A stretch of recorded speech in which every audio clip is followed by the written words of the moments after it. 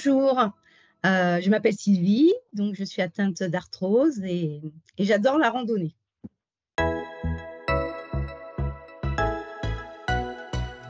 Alors mon diagnostic, il a été fait très tardivement puisqu'en fait ça fait, 1 an, un peu plus d'1 an que je sais que je suis atteinte d'arthrose.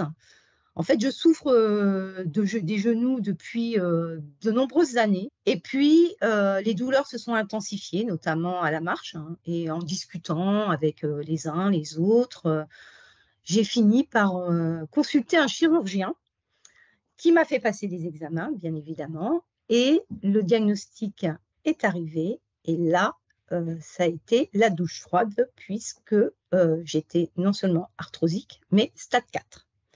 Donc la solution qui m'était proposée, c'était une prothèse totale du genou.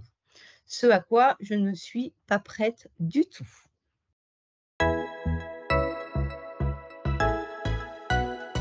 Alors au quotidien, je vis dans la douleur. Je vis dans la douleur parce que, quand je monte les escaliers, j'ai mal, quand je descends, j'ai mal. Il y a des gestes que je peux plus faire. Par exemple, je peux plus m'accroupir, donc je contourne. Ça, j'arrive à contourner, bon parfois, je me baisse sans plier les genoux pour éviter les douleurs. Donc au quotidien, je dirais que je le gère, hein, je le gère même sans médicaments. En revanche, là où c'est plus compliqué, c'est pour la randonnée.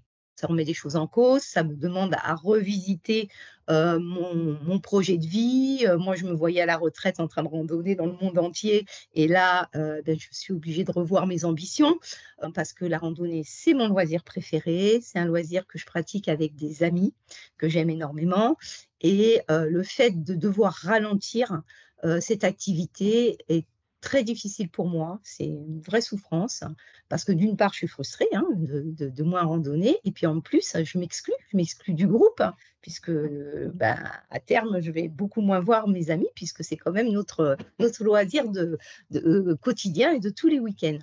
Et j'ajouterais quelque chose aussi qui est, je trouve, très déstabilisant, c'est le fait que je ne sais jamais, quand et comment la douleur va arriver.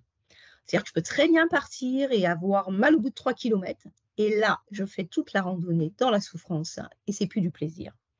Ou parfois, eh bien, la douleur n'arrive pas ou arrive vraiment qu'à la fin et là, pour le coup, je passe ce moment de douleur et c'est pas si grave que ça. Le fait d'avoir en plus effectivement ce diagnostic stade 4 avec une proposition de prothèse, ça a été, j'avoue, terrible. Terrible parce que, j'ai eu l'impression que j'étais devenue, voilà, une vieille dame, qui ne pouvait plus marcher toute seule, qui avait besoin de prothèses pour marcher et je ne m'y attendais tellement pas que c'est une chape de plomb, hein, que j'ai pris sur la tête, hein, clairement. Donc c'est vrai qu'au niveau de la confiance en soi, d'image de soi, c'est tout un travail, je dirais presque que c'est un travail de deuil à faire. Voilà, un travail de deuil, c'est-à-dire qu'il faut pouvoir envisager sa vie autrement, trouver peut-être d'autres loisirs, digérer l'annonce, hein, et je vais m'y appliquer.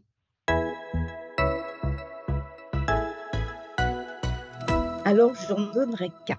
Je n'en donnerai qu'un, mais qui pour moi est très important parce qu'il fait écho à mon expérience, c'est d'aller consulter le plus tôt possible.